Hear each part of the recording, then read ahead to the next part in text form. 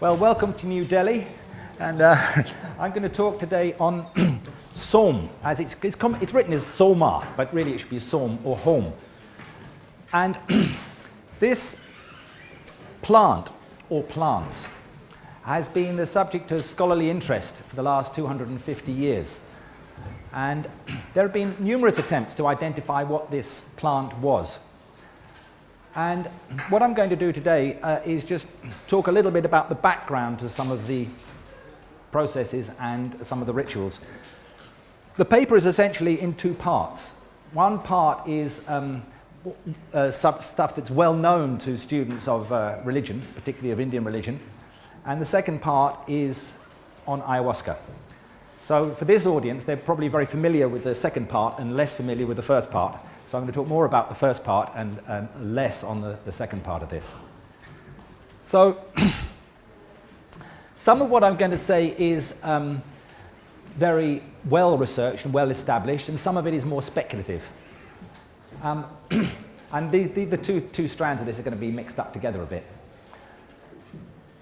If we go back as far as we can go in what we know about the history of ancient Asia, leaving aside the Neolithic and all the rest of it, when we come to about 1700 BC, what's happening is that there's large-scale migrations throughout Central Asia of people that call themselves Arya, which just means noble. And these people, they were cattle raiders and warriors and heavily into cows. And they had no material culture to speak of, apart from chariots, which they were very good at building, and very, very fine horses.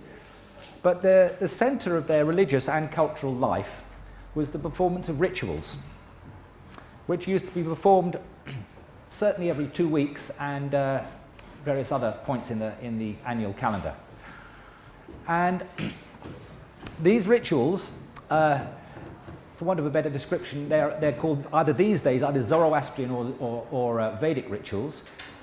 That's because these people that started really moving a lot around Central Asia in 1700 BC, around that time, the migrations went in two directions. One was towards Greece, what is modern Greece, and the other was towards what is now India.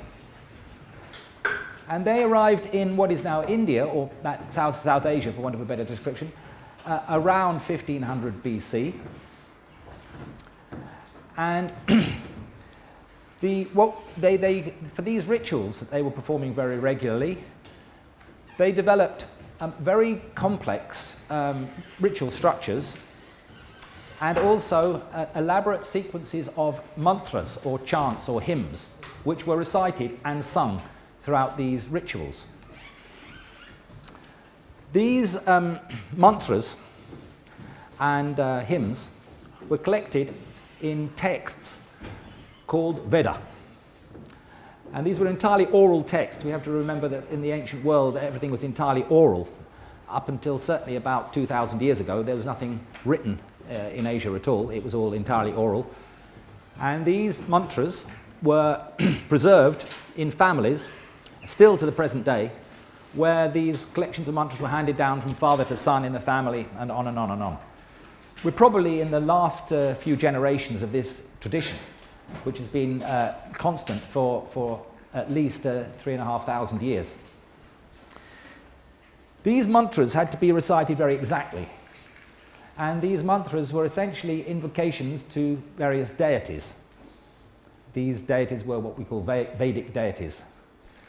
And for these rituals, there were essentially two forms. There's the private rituals that performed in the house of the families, and then there were the public rituals called Shrauta. These are called Shrauta, something that's heard from the tradition and recited.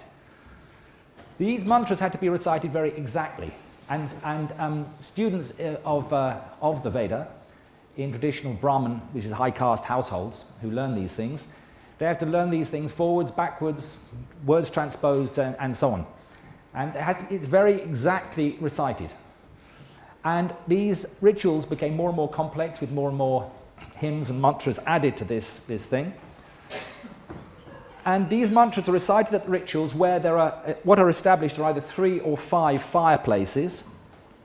And into these fireplaces, offerings of ghee primarily, clarified butter, and milk and various other substances were offered. And at the same time, these mantras were chanted.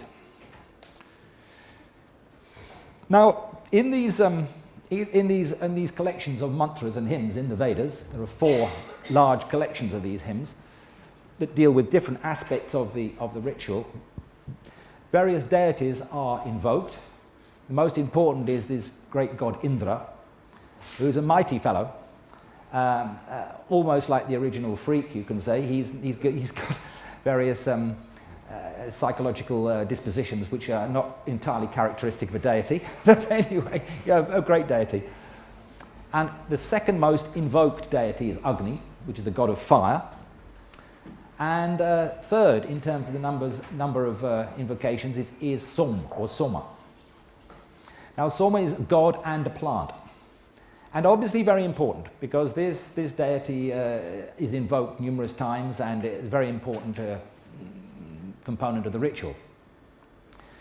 Now, parallel to this development in India from 1500 BC, there's this other group of people that split off from that main group, as I was explaining earlier. And those people who were settled in Persia at the time, they were also drinkers of homa. And this religion was essentially reformed, for want of a better description, by the great prophet Zoroaster, or Zarathustra, who lived about 1200 BC. And similarly in the Zoroastrian tradition, in their daily worship, which is performed daily in the Zoroastrian culture, there's a 2.5-hour ritual where their mantras are recited in their tradition, collected in a large text called the Avesta, which is the holy text of the Zoroastrians. And part of that ritual includes what's called the Hom Yasht. And the Hom Yasht is, in fact, it's chapters 9 to 11 of the Avesta. That's the invocation of the plant or the deity Soma. And so from the texts of the Avesta and from the Vedas, you get very similar information about this Som or Hom. Now, the root of this word, Som or Hom, is from the root su, or in Avestan hu, is the same root, which means something pressed. It's the pressing. That's the root of the word. And it's the pressing of a plant to extract the juice, which is then drunk at these rituals. We get a lot more information about this Som from the Vedas than from the Avesta, but similar, all the information matches. So when we're looking at Vedic ritual, as I say, dating from, in the Indian context, from about 1500 BC, we find out that first of all, that the best quality of this plant grows in it comes from an area where there's a mountain called Mujavat, this big mountain. And nobody knows exactly where this is, but the latest scholarly consensus is that it's probably in what is now Turkmenistan and in the Pamir range, from various geographical clues, somewhere there. And the ancient Indians, there's a chap or chaps who used to go up to this mountain area, cut this thing, which scholars still don't know what it is, cut this vine. I'm saying vine, that's most probable that it was a kind of vine.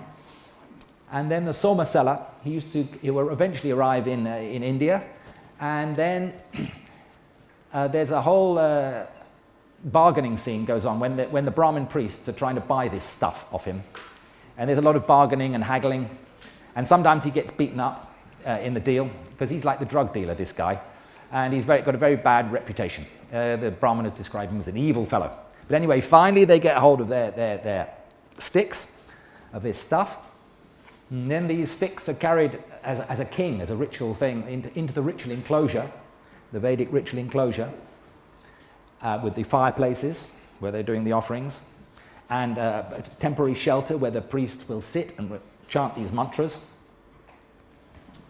And then, once they've got this vine, then they take big stones.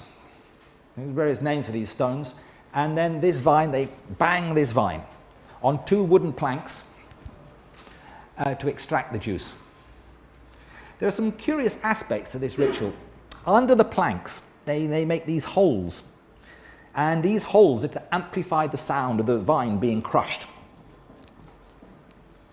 Anyway, they do all this. They collect the juice of this vine. And then they mix it with water and then with milk. Sometimes they add other things too, such as yogurt and honey and so on, but it's the main preparation is with water and with milk to dilute this juice.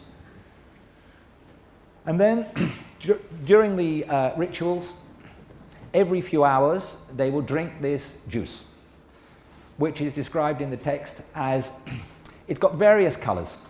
The colours are very difficult to determine. Yellowish, brownish, reddish. It was certainly very bitter, astringent. That's what's known. And then in the Vedas and also in the Avesta, there are descriptions of what happens after you've drunk this juice. And the problem is, of course, these texts are religious texts. These are poetic, illusory images. And the descriptions of the effects of this drink are mostly contained in the 9th chapter or book of the Rig Veda, which is the oldest of the Vedas. All these hymns have been collected from the Soma hymns, have all been collected into one book, the 9th book. And then there are descriptions of seeing light, of seeing great forces. The plant is revealed as a healer, as a teacher, as something that provides immortality. The typical description of somebody who's passed through these rituals is somebody who has died and been reborn. It can be terrifying. It's described also as an ordeal. People shout and wail and all sorts of things. And not specifically in the Vedas, but in ancillary texts to the Vedas called Brahmanas. These texts, the Brahmanas are connected to the recited part of the Veda, and it's explained various processes that are part of the ritual. But it's also apparent from looking in the Brahmanas that this drink was also a purgative. People used to throw up. Even the great god Indra, who was born to drink Soma, and he started drinking it when he was born and carried on all his life. He drank 30 ponds one time of Soma and then went into battle and killed the great snake. Vritra, he's famous as the slayer of the great snake, having drunk 30 ponds full of Soma. And so this stuff is a purgative. The priests drink this stuff regularly at the rituals, and the person who's being initiated for the rituals, it's very difficult to work out how often it was drunk. It could have been, I think, just once. It could have been several times. There are certain descriptions in the text of a wealthy participant performing this thing once a year or twice a year. But the priests used to do it every couple of weeks. The performance of Vedic ritual is the same in the Zoroastrian tradition, but I'm going to concentrate more on the Indian tradition because we know more about that, and I know a little bit more about that than the Zoroastrian tradition. But the performance of these rituals was absolutely essential. It was it was an initiation into the culture of the society. You weren't fully initiated into the society unless you drank this stuff. And it was very important to perform these rituals. It was believed that if these things weren't performed regularly, it was like the end of the known universe. Literally, the heavens would collapse. You just had to do this thing. Hence, the tradition of handing it down from generation to generation to generation. It goes on and on and on and on, this process of transmission. Now, we have quite a bit of information from the text about what seems to be the effect of this plant. Now, it was about 250 years ago that scholars first started turning their attention to what this plant might be. And of course, when we go back 250 years in European scholarship, The only things they were familiar with were things like opium and alcohol and a few other substances. But of course, they had no knowledge of psychedelic things at all. And so there were various propositions for what this was. Now, another aspect to this story is that even in the Brahmanas, which started to be composed around 800 BC, already at that time, they were using what they call as substitutes for Soma.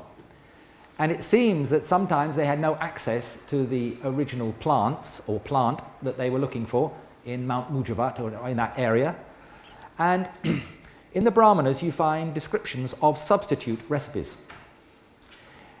Intriguingly, using various species of grass, common grass, in the Indian tradition and in the Zoroastrian tradition, common grass, which in India is called kush or darba grass. This is everywhere in Vedic ritual. The deities sit on it, people meditate on it, it's used for all the household rites. This is very, very important, this common grass. Also in the Brahmanas, when they're discussing the substitute plants, there's descriptions of adding the tendrils of a common fig tree and sometimes shalaparni, which is another common plant used in Ayurvedic medicine. So this is what we find in the texts. And as I say, the early scholars, they had no clue about psychedelics. And then over the period of 250 years, hundreds of propositions for what they thought Soma might be. Now, for many centuries in India, the Brahmin priests have been using substitutes for Soma. They couldn't get anything like the original. And they were using primarily one type of vine. It's a common vine in India. Sarcostema brevisticum is the vine. And there's a Peroploca aphylla is another one. Two types of vine. But these vines, they have no psychoactive compounds. They're just vines that are crushed, and the juice is drunk at the rituals, but with no effect. On the Zoroastrian side of things, for many centuries, they've been using ephedra, which is a bush that is quite common in Asia. In fact, ephedra even grows in Kew Gardens. I found it there. And so an ephedra is a mild stimulant. Ephedrine is extracted from ephedra. And ephedra has a long history of medicinal use. It's called ma huang in China, which means the yellow astringent.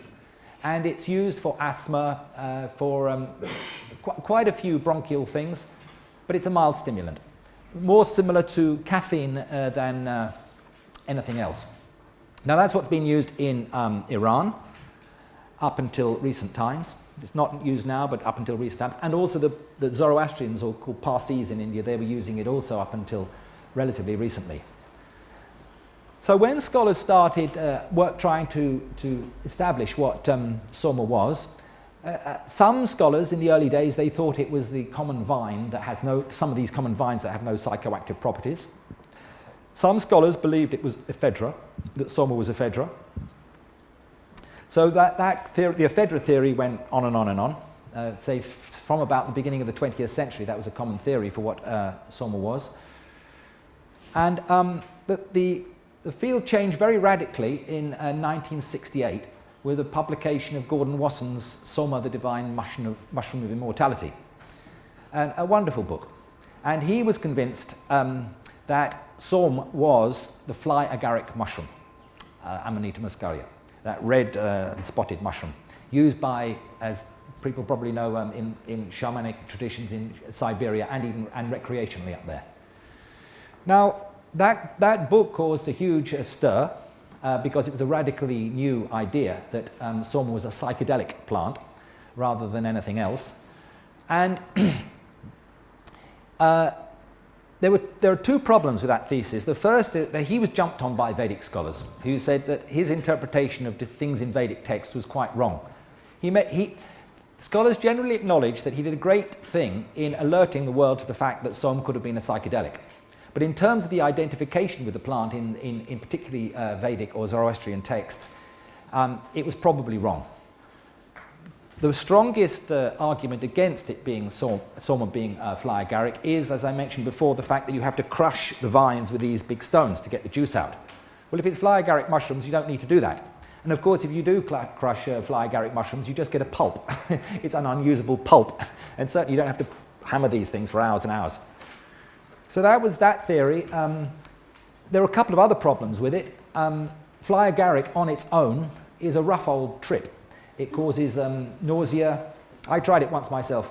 Nausea, dizziness, a sort of slight drunken feeling. And Wasson himself, even though he'd published, got all this material together, in the 1966 to 1967, he tried it numerous times himself and had a very unpleasant experience. He was thinking that he was going to enter like as with psilocybin, he was going to get a religious experience. He didn't get a religious experience, he just fell ill and fell asleep. Terence Mckenna also, when he was interested in all this in the 70s, he also similarly tried heroic doses of fly agaric and similarly had a very uncomfortable, unpleasant experience. Also, in the process, when he was writing his book on Soma, he came across Dharmasteta's translation of the Avesta, which described in the Zoroastrian tradition Som or Hom in the Zoroastrian tradition as being something with stalks and fibrous. And then he realized himself that his thesis didn't really work. He also made connections between various statements in the Vedas about rain, and he assumed that was people pissing fly agaric juice, which they do occasionally in Siberia, and then drinking the purified juice. But anyway, he was jumped on by Vedic scholars, and it led to a lot of arguments and so on. But that theory was... there are still people who support the fly agaric theory, but I think the strongest argument is the crushing of the vine as described in the text. It's just not the case with the fly agaric mushrooms. The last major theory on it was by two brilliant scholars, Flattery and Schwartz, who published a very learned book on the subject in 1989, and they maintained that Som or Hom, and they were working primarily with Persian sources, was Peganum harmala, or Syrian rue. In fact, Syrian rue had been suggested by William Jones in the late 18th century, but it was a theory that had been on the back burner for a long time. And they suggested Syrian rue. Now, Syrian rue is more interesting because it certainly has quite powerful properties if you take enough of it, but also that stuff, Claudio Naranjo described that as he coined the term oneirophrenic, something that produces dreams. It's something that makes you feel quite tranquil and sleepy and so on. The thing about Syrian rue is that it's full of harmine, harmaline, and tetraharmaline, which means that it's an MAO inhibitor, so that's fine. But there's nothing to produce visions and nothing to keep you awake. And what we find in the Vedic material particularly is that it's something that keeps you awake and something that is very powerfully psychedelic, allowing access to what you might call the spirit world and visions and so on. So that's in terms of the scholarly investigations of this stuff, that's where it thank you, great, that's where it got to. So I started getting interested in this topic about 15 years ago, and then looking at the additives or substitutes that are mentioned in the Brahmanas, this repeated mention of kush grass, darba grass, and all these types of grasses and so on, I became curious. And then a big change in the field was the publication in '94, I think it was originally, of Jim DeCorn's Psychedelic Shamanism. And he was the first person to write up extensively on the fact that common grass, phalaris grass, has quite large quantities of DMT in it. And in fact, he says in his book that you can actually just collect grass clippings and make DMT. And then the penny started to drop with all this, that in fact all these references to grasses and various other plants mentioned as substitutes in the Vedas were plants containing DMT. Now, once I was onto that, I realized that in fact what they were probably up to, and I'm certain they were up to in the ancient world, was that they had a sufficient botanical knowledge to actually make what you might call pharmahuasca with different preparations. plants that I've been able to, it's very difficult to do botanical identifications, but the plants I've been so far able to identify from descriptions of the Brahmanas and from various other things, several of those plants are almost certainly contents with high DMT content. I mentioned Shalaparni, and I mentioned these various grasses, Kush grass and Darba grass. These are all related to Phalaris grass and almost certainly are plants containing DMT. Another thing that's puzzled scholars is that in the Avesta, they still puzzle scholars now. It's described not as Homa, but as homas, like many homas. And up till, I don't know what the latest is, but in Jonathan Ott's Pharmacotheon, he lists 70 plants containing, that he knows about, containing DMT, and 60 plants containing an MAO inhibitor. And because of the living tradition of ayahuasca in South America that people have been researching quite intensely in the last 15 years, the psychoactive constituents of many plants have been identified. But because there's no living psychedelic tradition in Asia, these plants that are listed as additives or substitutes to the Soma mix have never been tested. And in fact, when I brought Kush grass back from India the first time 12 years ago and tried to get it tested here in London, the professor, who is a sort of expert on all this sort of thing, he looked through all his books. He thought, oh my goodness, Kush grass has never been tested for anything. How interesting, bring it in and I'll test it. Anyway, he never did. But the thing is that none of these plants have been tested for psychoactive ingredients. So the hypothesis really is that even though I can't identify the plants, there are sufficient clues in the Vedas and in the Avesta that they were probably making something like ayahuasca, an ayahuasca analog of some form. These rituals are very, very similar, interestingly. The Vedic ritual, if you look at the structure of Vedic ritual, it's very, very similar to the ritual of the Santo Daime Church. A point I've made in the paper is that if you look at thank you. I'll just stop in 2 minutes. If you look at the structure of the ritual in the Santo Daime Church, the hymn books themselves are the only written record of the tradition, and a very small percentage of the hymns in there are actually directly addressed to the Daime. And if you were to look at the hymn books trying to work out what they were up to, you'd never guess that they were actually drinking ayahuasca. And similarly with the Vedas, you would never actually work it out from just looking at the text. But if you look at the structure of the ritual, the clues we've got from the texts about the additives, the descriptions of the Vedic poets themselves, their own experience of attaining immortality, experiencing light, experiencing great force, of being born and death and rebirth, of being cleaned, of being taught things, of being healed, and so on. I think the only conclusion must be, even though I don't know exactly what the plants were, that they were actually preparing ayahuasca in the ancient world. Not only there, but the people who migrated from Iran, they went on to India, and there's another branch of inquiry, but probably almost certainly the Kaikeion of the Elysian mysteries and the Greek rites were also from the same knowledge. Okay, well thank you. It's all gone very quickly, but